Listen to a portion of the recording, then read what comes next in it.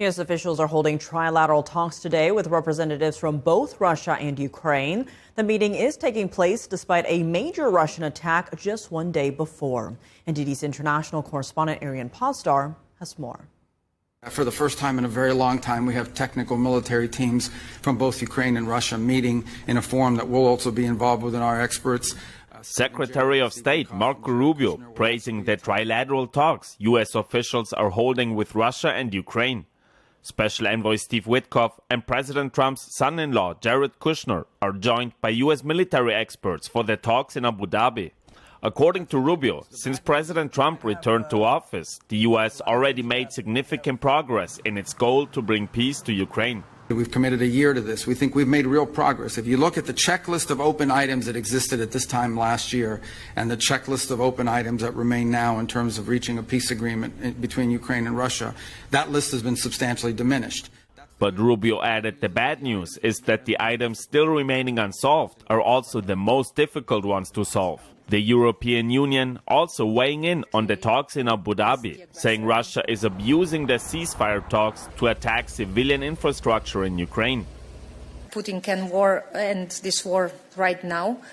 He doesn't show any signs of wanting to do so. He misuses even the discussions on the ceasefire to continuously attack the civilian infrastructure and kill innocent people. Just one day before the talks, Russia launched a major attack on Ukraine, using over 500 drones and 30 ballistic missiles. Kyiv officials say the attack left over 1,000 people without heating in their apartments. This attack was significant because Ukraine says it violated a one-week ceasefire on energy infrastructure. President Trump brokered the temporary truce amid frigid temperatures across Ukraine. Russia's attacks on energy often leave thousands without heating, similar to what happened on Tuesday.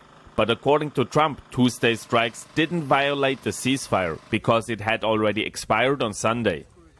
The Ukrainian side says Wednesday's trilateral talks were successful, but President Volodymyr Zelenskyy is calling for more pressure on Russia.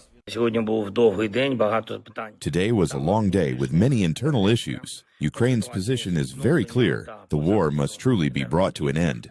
Russia must be ready for this. New footage shows how ice is spreading over a power plant in Kyiv, which was damaged in a Russian strike. The pictures show the extreme temperatures Ukrainians have to endure when heating fails after attacks on energy facilities. Zelenskyy says Ukraine is now importing gas from additional countries, including the U.S., to help civilians amid the attacks. Arian Postar, NTD News.